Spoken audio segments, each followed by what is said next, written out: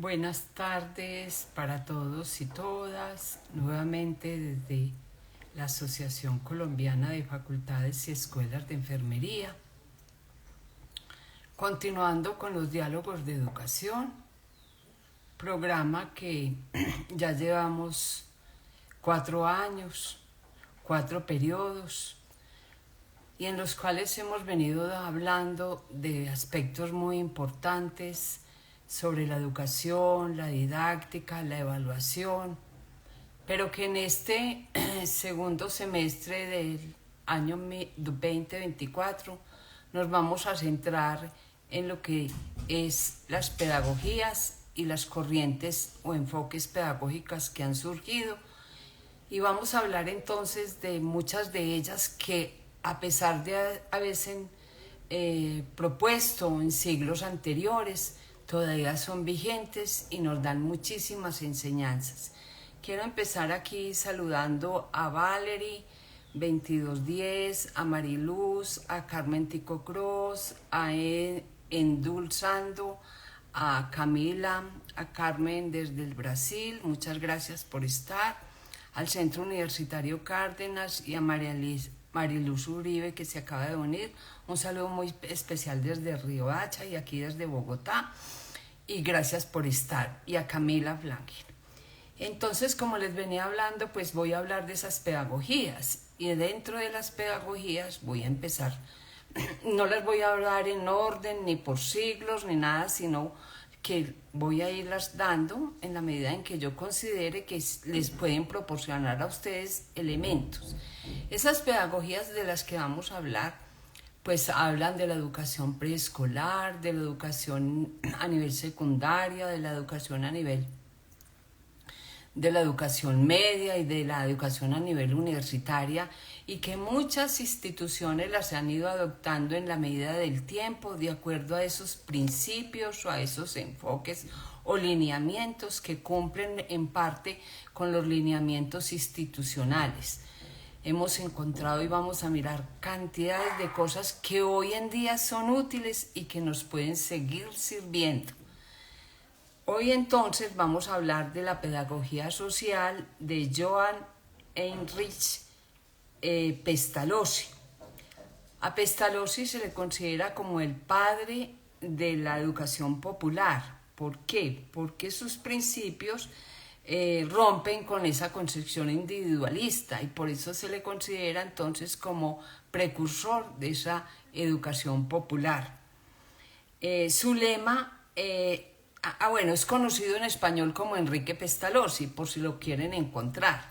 Su lema principalmente es el aprendizaje por la cabeza, por la mano y por el corazón. Más adelante voy a explicar bien ese lema, en qué consiste. Él creía que los niños no se les debería proporcionar esos conocimientos ya construidos, sino que se les diera la oportunidad de aprender de sí mismo mediante actividades personales. Fíjense que desde ahí estamos diciendo, desde 1746 a 1828, que él vivió que no se le dieran al niño esos conocimientos construidos, sino que se le permitieran que él los construyera a través de su propia actividad. Y aún hoy seguimos dando conocimientos construidos. Dice que no se le debería llenar de conocimientos al niño, sino que se les respetara a cada uno su propio ritmo, y que así entonces él desarrollara esa propia idea que él tenía de esos conceptos. Por eso habla de no enseñar por memorización o por recitación de contenidos. Y todavía, aún en las universidades, vemos cómo los profesores repiten contenidos y repiten cosas hasta de los textos, que en cambio entonces se debía albergar por la observación, la experimentación y el razonamiento. Desde aquí empezamos nosotros a oír la palabra razonamiento, aunque la hemos oído de siglos anteriores, pero estoy hablando de este siglo de 1746 a 1827. Para él entonces el método central de su pedagogía se basaba en el método intuitivo. ¿Y qué dice de eso? Que es un método esencial para llegar a ese conocimiento sensible de la realidad. Entonces nos dice que esa acción, que debe haber una acción recíproca entre mente e intuición y entre el cerebro y los sentidos. Describe que ese conocimiento surge en la mente del niño a través de las cualidades personales que él identifica en la esencia de algún objeto, para llegar a convertir eso en una idea o en una relación con el mundo a través de los sentidos, que eso es lo que el niño debe hacer en ese proceso de aprendizaje. Mirar la esencia del objeto para convertirlo en una idea o en un concepto de esa realidad a través de los sentidos. Eso nos dice Pestalozzi en ese método intuitivo. Por eso él propone algunas formas esenciales para llegar a ese conocimiento. Y entonces él habla de que esas formas son enseñar por medio del dibujo. Que si el niño dibuja algún objeto, desde ahí va a identificar qué es el objeto, para qué servirá ese objeto, qué características tiene ese objeto y qué lo compone. Por ejemplo, si dibuja a un perro, entonces qué hace el perro, de qué se compone el perro, para qué sirve el perro, etcétera. Que él mismo va deduciendo esas cosas. Enseñar por medio de tablillas, y dice con letras, y dice que esas letras para qué le irán a servir al niño, para identificar esa letra, la J, la K, la L, la M, la P, la A, etc. Pero que además de aprender esas letras, le van a servir al niño para aprender a contar. Fíjense en una cosa tan importante. Nosotros hoy en día no sabemos cómo enseñarle a nuestros hijos chiquitos cómo aprender a contar. A través de una tablilla con un objeto o con una letra para que él identifique el objeto, pero también para que identifique esas cosas y aprenda a contarlas. Esa es otra manera. Nos dice también que debemos partir de las cosas simples hasta llegar a las más complicadas. Por eso nos habla del dibujo y nos habla de las tablillas. No podemos enseñarle al niño, dice él, cosas complicadas, sino sencillas. Por ejemplo, ¿para qué nos lavamos las manos? Lavarnos las manos para tenerlas limpias, porque con ella hemos cogido objetos sucios. Empieza a entender por qué es el significado de lavarnos las manos. No es decirle, lávese las manos. No, camine, lavémonos las manos porque tocamos esto está sucio y la mano, como me la puedo llevar a la boca, puedo contaminarme de lo que estaba sucio. Entonces fíjese, de cosas sencillas a llegar a cosas complicadas. Dice aplicar la psicología y habla de esto muy importante al decir aplicar la psicología. Dice, pasando del sonido a la palabra y de la palabra a la frase. Cuando nosotros escuchamos un sonido, una letra, una palabra o algo, la podemos aprender y repetir. Cuando nosotros decimos mamá, mamá, mamá, papá, papá, hemos observado que los niños pequeños aprenden esa primera palabra, la mamá o el papá. Entonces por eso dice que eso es psicológico. Si le repetimos ese sonido al niño, él aprende esa palabra y luego puede empezar a construir frases. Otro elemento muy importante que nos habla Pestalozzi. Dice que hay otra manera de practicar la educación y es enseñar a unos por medio de los otros. Hemos hablado muchas veces aquí de estos procesos que son cooperativos, colaborativos, de que debemos enseñar con los otros y que nosotros aprendemos con los otros. El aprendizaje es con los otros. Lo he repetido muchísimas veces en las otras lives que hemos dicho, pero aquí vuelvo y afianzo ese conocimiento, que el conocimiento es colaborativo. Enseñar a ambos sexos, por eso él habla de una coeducación, y más adelante les voy a referir por qué él habla de esa coeducación.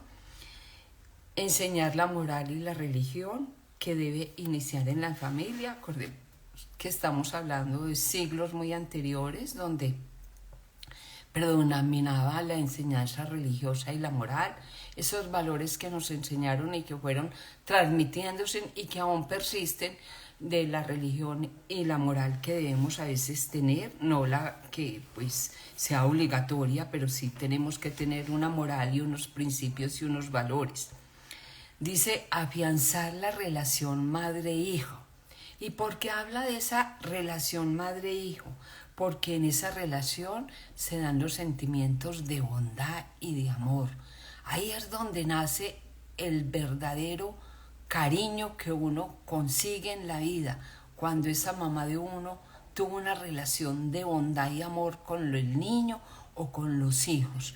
Entonces, muy fundamental convertir y seguir en ese proceso educativo. Por eso a veces tenemos que involucrar a los padres en el proceso de la educación.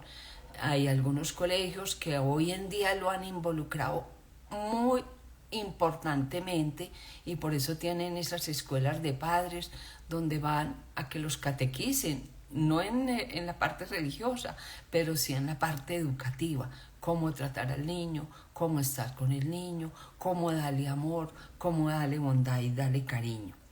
Habla también de una educación social, y por eso es el padre de la pedagogía social, porque dice situar al niño en relación con la naturaleza, con la cultura y con el medio.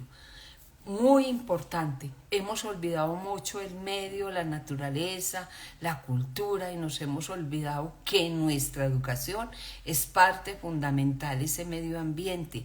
Cómo le relaciona al niño la tierra, el agua, la cosmovisión, la cultura que tienen las personas, porque somos personas de diferentes culturas en los diferentes contextos en los que nosotros nos encontremos. Voy a seguir saludando aquí a las personas que se me han quedado, a Celinka, a Claudia, a Ilva, a Liva, a Miguel, a Dougla, a Luis, a Marisol, muchas gracias por estar, a Ronald, a Joayita, a Valentín Quintero, a Kimalusa y a Jonathan Antonia. Muchas gracias por estar. Entonces fíjese que esa asociación que él hace con ese método intuitivo y las maneras en cómo debemos enseñar. Por eso él da mucha primordialidad a eso que dice la palabra, la forma y el número, porque con esos elementos él considera que el niño aprende. Por eso hace una diferenciación muy importante entre lo que es el maestro y el niño en este tipo de pedagogía que él propone. Entonces, refiriéndose al maestro, él dice que debe preocuparse por lograr el desarrollo integral del niño. Desarrollo integral del niño, es decir, el todo, no la parte cognitiva. El niño se debe educar en una comunidad y para la comunidad, que debe estar al servicio de las necesidades. El maestro debe estar al servicio de las necesidades del niño, y siempre lo he repetido, educamos de acuerdo a las necesidades e intereses de las personas que están en ese contexto de aprendizaje. Que todo lo se debe enseñar con base en las experiencias, en la contextualización. Le dice al maestro que haga eso, que integre esos elementos de su método, cabeza, corazón y mano. Y voy a explicar esto ya enseguida. Y que cuidemos que las influencias externas no distraigan esa marcha natural de su desarrollo, porque hay veces que hay muchas cosas externas en que impiden ese desarrollo del aprendizaje del niño. Y hoy en día lo tenemos. Las tecnologías, las redes y lo digital han distraído el proceso de aprendizaje de los niños. Y al alumno, ¿qué le dice? ¿Qué dice que debe ser el alumno? Considerarlo como un individuo. Y al hablar de individuo, dice una cosa muy importante. El primer paso para educar es conocer al hombre. Conocerlo. ¿Quién es él? ¿Qué necesidades tiene? ¿Cuáles son sus aspiraciones? ¿Cómo es su carácter? ¿Cómo aprende? Cosas importantes a tener en cuenta. Y por eso da ese gran valor a esa educación a través de la reflexión para mirar ese desarrollo de la persona. Aprender a trabajar en una escuela activa, le dice al niño, que sea el creador espontáneo de su propio aprendizaje, que se le contemplen sus intereses y que se le desarrolle esa libertad autónoma para el aprendizaje. Y entonces voy a pasar a eso que me he mencionado ya varias veces, que es aprender con la cabeza, con la mano y con el corazón. Y al hablar, sigo saludando antes de hablar aquí a J. Portela, a Blanca Piratova, a Pili y a Camila, que se acaban de unir. Muchas gracias a todas las personas que se han estado uniendo. Dice, la cabeza. Aquí está el poder y la reflexión para separar del mundo y de sus impresiones confusas los conceptos que hay que enseñar. Entonces, ¿para qué me sirve la cabeza? Para elaborar ideas, conceptos y hacer reflexiones sobre ese conocimiento que yo quiero darle al niño y que el niño debe aprender o debe elaborar. Entonces, por eso dice cabeza, para que reflexione, para que separe esas impresiones confusas y pueda elaborar conceptos y pueda elaborar ideas. ¿Qué dice de la mano? La mano es un obrar consigo mismo, es la que nos da esa capacidad de buscar, de dibujar, de hacer muchas cosas con nuestra mano, porque es nuestro propio obrar. Nosotros obramos con la mano, hablamos con las manos, trabajamos con las manos cuando las tenemos. Cuando no las tenemos, buscamos otros medios. Y con el corazón, porque habla de esa sensibilidad, habla de esa capacidad para que nosotros formemos, oiga lo que me dice, que para cambiar una persona se necesita, hay que amarla y se necesita influenciar en ella hasta llegar a nuestro propio amor. ¿Qué quiere decir esto? Que es con amor que nosotros cambiamos al otro, que es con amor que nosotros educamos. Por eso nos habla del corazón, nos habla de la sensibilidad, de los sentimientos, y con las manos en nuestro obrar y en nuestro hacer, y con la cabeza en nuestra reflexión y en esa capacidad de razonamiento que tenemos, cabeza, mano y corazón. Entonces, al hablar de estas cosas y de formar hombres pensadores, no repetidores, él nos dice que el fin último de la educación no es la perfección en las tareas, óiganlo muy bien, no es tarea perfectiva, sino preparar para la vida, Y al preparar para la vida, entonces debemos esa adquisición de hábitos de honestidad, de hábitos de repetición, de hábitos de autorregulación, de preparación para una acción independiente, de hábitos morales, de valores y principios. Y que la finalidad es conseguir que el hombre llegue entonces a una mediana perfección o a una gran perfección, donde dé valor a todo lo que está aprendiendo y dé valor a lo religioso, a los aspectos familiares, a los aspectos sociales, a los aspectos morales y a esa humanización del hombre. habla de toda esta serie de cosas que nosotros debemos hacer en este proceso educativo al hablar de esa persona a la que nosotros vamos a educar. Entonces, habla de una pedagogía concebida entre la escuela, entre la familia y entre la gente.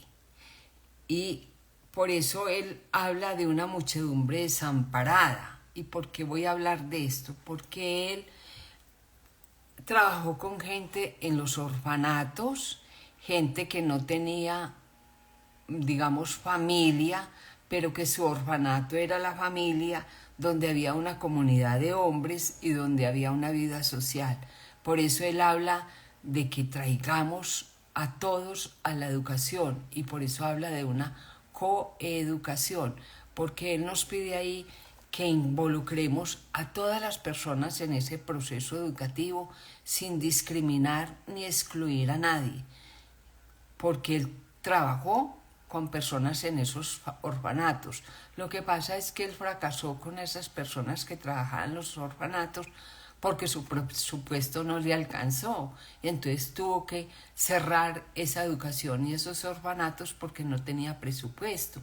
Entonces ese fue uno de los fracasos que tuvo Pestalozzi, pero que habló que era muy importante que esa educación fuera una educación general y fuera una coeducación, una inclusión sin importar el género, la edad, ni su condición social, ni política, ni de ningún tipo. Y por último, él aporta a la educación, sobre todo a la preescolar, que fue la con que él más trabajó, algunos elementos importantes. Dice, la importancia de trabajar en el desarrollo del niño en todos los sentidos, físico, psicológico, social, político. Organizar las experiencias y actividades a través del juego. Y entonces, como dice y habla del juego, él habla de una cosa muy importante que es, utilizaba los cantos combinándolos con la actividad física. Entonces, por palmadas, por movimientos, por tocarse la nariz, la boca, los ojos, o tocar a los otros y a las otras personas, para identificar de pronto lo que era la cara, los brazos, las piernas, la nariz o los otros elementos que componen nuestro cuerpo, pero con buenos modales, no es simplemente que yo voy a ir a tocarle la mano del otro o la nariz del otro para pegarle y darle un puño, no. Entonces él nos enseñó esos juegos, haciendo énfasis entonces a esas actividades manuales de ejercitación y de actividad mediante el juego y mediante el canto, con palmadas y con movimientos. Por eso ustedes lo ven mucho en las actividades que hacen a nivel del kinder o con los niños, que es a través de movimientos, de palmadas, de coger, de jugar con el otro, de tocarse los ojos, de mostrar la nariz, de mostrar la boca, de mostrar los dientes. Desde ahí viene ese tipo de educación. No es que se la hayan inventado ahora en día, es que viene desde Pestalozzi esa determinación del juego con buenos modales y la enseñanza por dibujos. Ejercitarse en el dibujo para ejercitar la mano, que va a servir para la escritura. Primero hacemos el dibujo, luego entonces podemos ejercitar la escritura porque ya hemos hecho ejercicios con la mano. Una cosa muy lógica, pero a nosotros primero nos enseñaron a escribir la letra y entonces la hacíamos mal y nos ponían nuevamente a repetirla y todavía teníamos que hacer planas porque no sabíamos hacer la A, porque no sabíamos hacer la E, porque no sabíamos escribir la palabra completa. Imaginen que él dice por el dibujo. Y tiene razón, dibujamos porque trazamos rayas, porque trazamos círculos, porque trazamos pirámides o porque hacemos muchas cosas y de ahí vamos ejercitando nuestra mano para luego escribir. El lenguaje habla él, conversación sencilla para después aprender a leer. Lo vimos a través de los palitos o a través de las letras. Primero aprendemos las letras y luego entonces podemos aprender la palabra y podemos entonces aprender a leer. Porque a nosotros nos enseñaron la A con la P, o la M con la A. No, primero enseñemos esas conversaciones sencillas a través de las letras para después componer la palabra. Ya dijimos de utilizar los ejercicios corporales con el canto y cuál es la relación que le daba a esos ejercicios corporales. Muy importante la familia, y lo vuelvo y lo recalco porque la familia es primordial en ese proceso de aprendizaje de los niños. Voy a seguir saludando aquí porque por emoción se me han ido olvidando.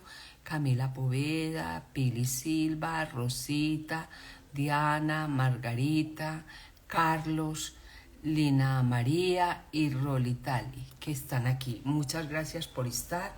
Esto me dejó muy compenetrada esta pedagogía de Pestalozzi, porque enseña muchas cosas que nosotros las hemos olvidado, y por eso es que a veces nosotros decimos el niño no quiere aprender. No, primero hagámoslo jugar, primero hagámoslo que dibuje, primero hagamos que él identifique los sonidos, que él mire qué significa esa letra, qué puede construir con esa letra. Pero así no aprendimos nosotros. No lo sé ahora porque no trabajo en preescolar, pero si trabajaría en preescolar miraría mucho esta pedagogía, que es muy importante. Y por eso también habla de esa importancia de la afectividad desde el nacimiento, en la familia, en la escuela y en cualquier sitio donde nos encontremos. Y la importancia de las instituciones para atender a los niños carentes de recursos, por lo que les estaba diciendo, porque él trabajó en orfanatos que él tenía en la parte agrícola que su papá tenía, pero esos orfanatos fracasaron, y por eso él insiste en que se eduque a la gente que no tiene los recursos porque no puede ir a la escuela. Importantísimo esto, porque a veces la educación no está hecha. Hoy en día hablamos una educación para todos, pero no es para todos, porque hay personas que no pueden acceder a ese proceso educativo. Y entonces, para finalizar, él dice: formar hombres pensadores, no repetidores. Es la vida, el tema es la vida la que educa, es la vida la que educa, es la vida la que educa. Yo siempre les he insistido a ustedes, y me encantan poner estas frases que a veces encuentro en algunas personas, y porque son muy importantes. Es muy importante tener en cuenta esas frases, porque esas frases son las que nos ayudan a nosotros a veces a mirar qué es la educación. Es la vida la que educa, y eso es verdad. La vida es la que educa. Aprendizaje es vida y vida es aprendizaje. Muy amables por haber estado hoy conmigo. No veo ninguna pregunta. Muchas gracias a todos. Saludos desde la Facultad de Enfermería de la Juan N. Corpas, me dice Pili. Muchas gracias por estar. Y a todos los que se han unido. A Marisol, muchas gracias por estar aquí. A todos los que se unieron hoy, muchas gracias por haber estado conmigo, y seguiremos dentro de 8 días con otra. Carmen me dice: una live muy interesante, profesora, aprendí cosas nuevas. Gracias, muy amable Carmen. Es verdad, yo con Pestalozzi aprendí muchas cosas nuevas que nunca las había visto, como esas de el dibujo, el juego, la palabra, la forma, las letras, el contar. Entonces no nos enseñaron así, pero tenemos la oportunidad de que a nuestros nietos o a nuestros hijos les podamos enseñar de otra manera. Muchas gracias, Centro Universitario Cárdenas, por compartir esta información, me dicen. Entonces, hasta luego, hasta dentro de 8 días, que estén muy bien, y muy amables a todas las personas que me han acompañado hoy en día. Y entonces seguiremos hablando de otras pedagogías hay y muy interesantes. María Montessori, The Way, la educación desescolarizada, la escolarización antiautoritaria. Hay muchas pedagogías que nos pueden servir a nosotros, inclusive para hacer muchas cosas dentro de nuestro mismo proceso educativo. Muy amables entonces por estar, y nos vemos dentro de 8 días a la misma hora y los mismos 30 minutos. Muy amables a todos.